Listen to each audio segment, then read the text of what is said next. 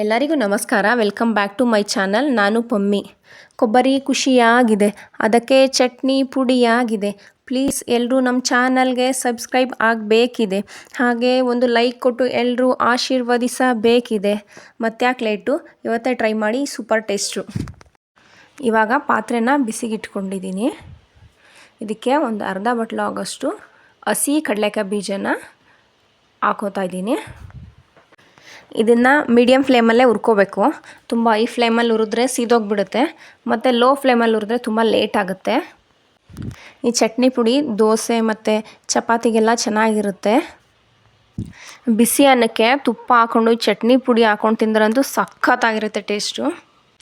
ಇದನ್ನು ಬಿಡದೆ ಈ ಥರ ಫ್ರೈ ಮಾಡ್ತಾನೇ ಇರಬೇಕು, ಇಲ್ಲಾಂದರೆ ನೀಟಾಗಿ ಫ್ರೈ ಆಗೋಲ್ಲ.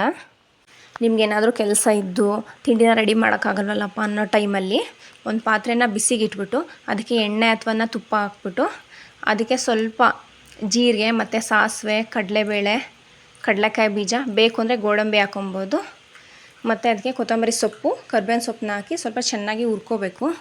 ಹುರಿದ್ಬಿಟ್ಟು ಅದನ್ನ ಕೆಳಗಡೆ ಇಳಿಸ್ಕೊಂಡು ಅದಕ್ಕೆ ಚಟ್ನಿ ಪುಡಿನ ಹಾಕ್ಬಿಟ್ಟು ಸ್ವಲ್ಪ ತಿರುಗಿಸ್ಬಿಟ್ಟು ಮತ್ತು ಅನ್ನನ ಹಾಕ್ಬಿಟ್ಟು ಚೆನ್ನಾಗಿ ಮಿಕ್ಸ್ ಮಾಡಿಬಿಟ್ಟು ತಿಂದರೆ ಸಖತ್ತಾಗುತ್ತೆ. ಟಿಫನ್ ಕೂಡ ರೆಡಿಯಾಗಿ ಹೋಗ್ಬಿಡುತ್ತೆ. ಒಂದೊಂದು ಸಲ ಅನ್ನ ಸಾಂಬಾರು ಜೊತೆ ಕೂಡ ನೆಂಚ್ಕೊಳ್ಳೋಕ್ಕೆ ಸೈಡ್ ಡಿಶ್ ಚೆನ್ನಾಗಿರುತ್ತಿದ್ದು.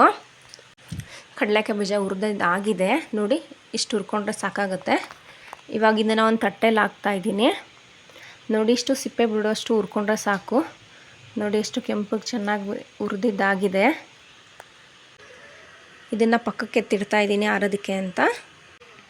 ಇವಾಗ ಅದೇ ಪಾತ್ರೆಗೆ ದಪ್ಪಕ್ಕೆ ಸರಿದಿಟ್ಕೊಂಡಿರೋಂಥ ಕೊಬ್ಬರಿನ ಹಾಕ್ತಾಯಿದ್ದೀನಿ.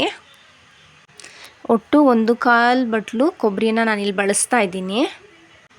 1 ಬಟ್ಲು ಚೆನ್ನಾಗಿರೋ ಕೊಬ್ಬರಿನ ಹಾಕಿದ್ದೀನಿ, ಮತ್ತು ಇನ್ನೊಂದು 1/4 ಬಟ್ಲು ಮೊನ್ನೆ ಸಂಕ್ರಾಂತಿಗೆ ಅಂತ ಸಿಪ್ಪೆ ತೆಗೆದಿಟ್ಟಿದ್ನಲ್ಲ ಕೊಬ್ಬರಿದು, ಅದಿದೆ, ಅದನ್ನು ಕೂಡ ಹಾಕ್ಕೊತಾ ಇದ್ದೀನಿ. ನಿಮ್ಮ ಮನೇಲಿ ಕೂಡ ಕೊಬ್ಬರಿ ಸಿಪ್ಪೆ ತುಂಬ ಇದೆ ಅಂದರೆ ಅದನ್ನೇ ಪೂರ್ತಿ ಹಾಕ್ಬಿಡ್ಬೇಡಿ, ಸ್ವಲ್ಪ ಚೆನ್ನಾಗಿರೋ ಕೊಬ್ಬರಿನೂ ಬಳಸಿ, ಒಂದು 3/4 ಕಪ್ಪಷ್ಟು. ಆವಾಗ ಕೊಬ್ಬರಿ ಚಟ್ನಿ ಪುಡಿ ಟೇಸ್ಟು ಚೆನ್ನಾಗಿರುತ್ತೆ, ಬಾಯಿಗೆ ಸಿಪ್ಪೆ ಥರ ಸಿಗಲ್ಲ. ಈ ಕೊಬ್ಬರಿ ಪುಡಿನ ಕಮ್ಮಿ ಟೈಮಲ್ಲಿ ಬೇಗ ಮಾಡ್ಕೊಬೋದು. ನೋಡಿ, ಇನ್ನೇನು ಕೊಬ್ಬರಿ ಕೂಡ ಹುರಿದಿದ್ದಾಯಿತು, ಚೆನ್ನಾಗಿ ಎಣ್ಣೆ ಬಿಟ್ಕೊಂಡಿದೆ. ನೋಡಿ, ಇಲ್ಲಿ ಇಷ್ಟು ಗೋಲ್ಡನ್ ಬ್ರೌನ್ ಆದರೆ ಸಾಕಾಗುತ್ತೆ. ಇವಾಗ ಇದನ್ನು ತಟ್ಟೆಗೆ ಆರಕ್ಕೆ ಇಡ್ತಾಯಿದ್ದೀನಿ. ಇವಾಗ ಮತ್ತು ಅದೇ ಪಾತ್ರೆಗೆ ನಾನು ಒಂದು 15 ಬ್ಯಾಡಗಿ ಮೆಣಸಿನ್ಕಾಯಿನ ಹಾಕೋತಾ ಇದ್ದೀನಿ. ಚಟ್ನಿ ಪುಡಿಗೆ ಇದೇ ಖಾರ ಸಾಕಾಗುತ್ತೆ. ಇಷ್ಟೇ ಖಾರ ಇದ್ದರೆ ಚಿಕ್ಕ ಮಕ್ಕಳು ಕೂಡ ಇದನ್ನು ತಿನ್ಬೋದು. ಅಕಸ್ಮಾತ್ ನೀವೇನಾದ್ರು ತುಂಬ ಖಾರ ತಿಂತೀರಾ ಅನ್ನೋದಾದರೆ 1-3-4 ಖಾರ ಮೆಣಸಿನ್ಕಾಯಿನ ಹಾಕ್ಕೊಳ್ಳಿ, ಆಗ ಸ್ವಲ್ಪ ಖಾರವಾಗಿ ಚೆನ್ನಾಗಿರುತ್ತೆ. ಕೊಬ್ಬರಿ ಹುರಿದ ಮೇಲೆ ನೀವು ಮೆಣಸಿನ್ಕಾಯಿ ಹುರಿಯೋದ್ರಿಂದ ಆ ಪಾತ್ರೆಯಲ್ಲಿ ಎಣ್ಣೆ ಜಿಡ್ಡಿರುತ್ತಲ್ಲ, ಹಾಗಾಗಿ ಮೆಣಸಿನ್ಕಾಯಿ ಘಾಟ್ ಕೂಡ ಬರಲ್ಲ, ಚೆನ್ನಾಗಿ ಫ್ರೈ ಆಗುತ್ತೆ. ಕಡಲೆಕಾಯಿ ಬೀಜ ಒಂದನ್ನು ಮಾತ್ರ ಮೀಡಿಯಮ್ ಫ್ಲೇಮಲ್ಲಿ ಹುರ್ಕೋಬೇಕು, ಉಳಿದಿದ್ದನ್ನೆಲ್ಲನೂ ಲೋ ಫ್ಲೇಮಲ್ಲೇ ಹುರ್ಕೋಬೇಕಾಗುತ್ತೆ. ಈ ಚಟ್ನಿ ಪುಡಿದು ಸೀಕ್ರೆಟ್ ಅಂದರೆ ಇದೇನೆ, ನಾವು ಏನೇನು ಹಾಕ್ತೀವಿ ಎಲ್ಲ ಐಟಮ್ಸು ಚೆನ್ನಾಗಿ ಹುರಿದುಬಿಟ್ಟು ಹಾಕಬೇಕು, ಆಗ ಟೇಸ್ಟ್ ಚೆನ್ನಾಗಿರುತ್ತೆ. ಇವಾಗ 3/4 ಬ್ಯಾಡಗಿ ಮೆಣಸಿನ್ಕಾಯಿ ಫ್ರೈ ಆಗಿದೆ. ಇವಾಗ ಇದಕ್ಕೆ ಒಂದು ಅರ್ಧ ಸ್ಪೂನಷ್ಟು ಜೀರಿಗೆನ ಹಾಕೋತಾ ಇದ್ದೀನಿ. ಜೀರಿಗೆನ ತುಂಬ ಹಾಕಬೇಡಿ, ಯಾಕಂದರೆ ಅದರದ್ದೇ ಫ್ಲೇವರ್ ಜಾಸ್ತಿ ಬರುತ್ತೆ. ಇದನ್ನು 1-2 ನಿಮಿಷ ಹಾಗೆ ಬಿಡ್ತಾ ಇದ್ದೀನಿ, ಸ್ವಲ್ಪ ಜೀರಿಗೆನೂ ಬಿಸಿ ಆಗಲಿ ಅಂದ್ಬಿಟ್ಟು. ನೆಕ್ಸ್ಟ್ ಇವಾಗ ಇದಕ್ಕೆ ನಾನು ಸಿಪ್ಪೆ ಬಿಡಿಸ್ಕೊಂಡಿರುವಂಥ ಒಂದು 10 ಬೆಳ್ಳುಳ್ಳಿ ಹೆಸಳನ್ನ ಹಾಕೋತಾ ಇದ್ದೀನಿ. ಇದನ್ನು 1-2 ನಿಮಿಷ ಹಾಗೆ ಫ್ರೈ ಮಾಡ್ಕೋಬೇಕು. ಇದನ್ನು ಫ್ರೈ ಮಾಡಾದಮೇಲೆ ಈಗ ತೊಳೆದಿಟ್ಕೊಂಡಿರುವಂಥ ಒಂದು 20 ಕರಿಬೇವಿನ ಎಲೆಗಳನ್ನ ಹಾಕೋತಾ ಇದ್ದೀನಿ. ಈ ಪಾತ್ರೆಯಲ್ಲಿ ನಾವು ಮೊದಲೇ ಕೊಬ್ಬರಿ ಮತ್ತು ಅದ್ರ ಸಿಪ್ಪೆನ ಹುರಿದಿರೋದ್ರಿಂದ ಹುರಿಯೋದಕ್ಕೆ ಏನು ಎಣ್ಣೆ ಅವಶ್ಯಕತೆ ಇಲ್ಲ, ಅದೇ ಇರುತ್ತಲ್ಲ ಸಾಕಾಗುತ್ತೆ. ಈ ಚಟ್ನಿ ಪುಡಿನ 1 ತಿಂಗಳ ತನಕನೂ ಇಟ್ಕೋಬೋದು, ಚೆನ್ನಾಗಿರುತ್ತೆ. ನಾವು ಹಾಕಿರೋದೆಲ್ಲ ಡ್ರೈ ಐಟಮ್ಸೇ ಆಗಿರೋದ್ರಿಂದ ಫ್ರಿಜ್ಜಲ್ಲಿ ಇಡಬೇಕು ಅಂತೇನಿಲ್ಲ, ಹೊರಗಡೆನೂ ಇಟ್ಕೋಬೋದು.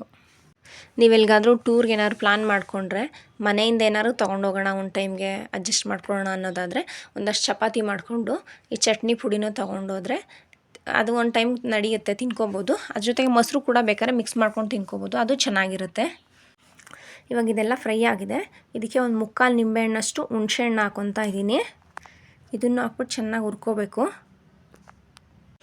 ಚಟ್ನಿ ಪುಡಿಗೆ ನಾವು ಕಡಲೆಕಾಯಿ ಬೀಜ ಮತ್ತು ಕೊಬ್ಬರಿ ಎಲ್ಲ ಸ್ವಲ್ಪ ಜಾಸ್ತಿನೇ ಹಾಕೋದ್ರಿಂದ ಬೆಲ್ಲನ ನೋಡ್ಬಿಟ್ಟು ಹಾಕ್ಕೊಳ್ಳಿ.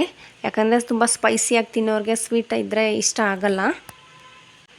ಚಟ್ನಿ ಪುಡಿಗೆ ನಾವು ಯಾಕೆ ಬೆಲ್ಲನ ಬಳಸಲೇಬೇಕು ಅಂದರೆ ಅದು ಟೇಸ್ಟ್ನ ಬ್ಯಾಲೆನ್ಸ್ ಮಾಡುತ್ತೆ ಮತ್ತು ಡಬಲ್ ಟೇಸ್ಟ್ ಕೊಡುತ್ತೆ ಅನ್ನೋ ಕಾರಣಕ್ಕೆ. ಇವಾಗ ಇದೆಲ್ಲ ಫ್ರೈ ಆಗ್ತಾ ಇದ್ದಾಗೇ ಸ್ಮೆಲ್ ತುಂಬ ಗಮ್ಮಂತ ಬರ್ತಾ ಇದೆ. ಇವಾಗ ಇದು ಚೆನ್ನಾಗಿ ಫ್ರೈ ಆಗಿದೆ. ಇದನ್ನು ಚೆನ್ನಾಗಿ ಆರಿಸ್ಕೊಂಡು ಮಿಕ್ಸಿ ಜಾರ್ಗೆ ಹಾಕ್ಕೊಂಡಿದ್ದೀನಿ. ಒಂದು ಅರ್ಧ ಸ್ಪೂನಷ್ಟು ಬೆಲ್ಲ ಕೂಡ ಹಾಕೋತಾ ಇದ್ದೀನಿ. ಇವಾಗ ಚೆನ್ನಾಗಿ ತಣ್ಣಗಾಗಿರೋಂಥ ಕೊಬ್ಬರಿ ಏನೇನು ಹುರ್ಕೊಂಡ್ವಿ, ಕಡಲೆಕಾಯಿ ಬೀಜ ಎಲ್ಲನೂ ಹಾಕೋತಾ ಇದ್ದೀನಿ. ನಾನು ಇನ್ನು 2 ಸಲ ರುಬ್ಕೋತೀನಿ, ಯಾಕಂದರೆ ಒಂದೇ ಸಲ ಇಡ್ಸಲ್ಲ, ಜಾಸ್ತಿ ಇದೆ ಹಾಗಾಗಿ.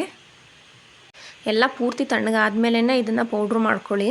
ಅಕಸ್ಮಾತ್ ಸ್ವಲ್ಪ ಬಿಸಿ ಇದ್ದರೂ ಕೂಡ ಇದು ಚಟ್ನಿ ಪುಡಿ ಆಗಲ್ಲ, ಪೇಸ್ಟ್ ಆಗೋಗ್ಬಿಡುತ್ತೆ. ನೋಡಿ ಇವಾಗ ಇದಕ್ಕೆ ಒಂದು 3/4 ಸ್ಪೂನಷ್ಟು ಉಪ್ಪು ಹಾಕೊತಾ ಇದ್ದೀನಿ.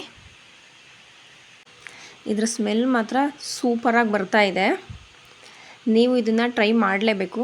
ತಿಂದ ಮೇಲೆ ಕಮೆಂಟಲ್ಲಿ ಹೇಗಿದೆ ಅಂತ ನನಗೆ ತಿಳಿಸಿ. ನೋಡಿ ಇವಾಗ ಪೌಡ್ರು ರೆಡಿಯಾಗಿದೆ. ಇದನ್ನು ಮಾಡಿದ ತಕ್ಷಣ ಒಂದು ಸ್ಟೀಲ್ ಬಾಕ್ಸಲ್ಲಿ ಹಾಕಿ ಮುಚ್ಚಿಟ್ರೆ ಸ್ಮೆಲ್ ಕೂಡ ಹಾಗೇ ಇರುತ್ತೆ. ನೀವು ಫ್ರೆಶ್ ಆಗಿ ಹೇಗೆ ಮಾಡ್ತೀರೋ ಹಾಗೇ ಇರುತ್ತೆ, ಸ್ಮೆಲ್ಲು ಏನು ಚೇಂಜ್ ಆಗಲ್ಲ. Thanks for watching.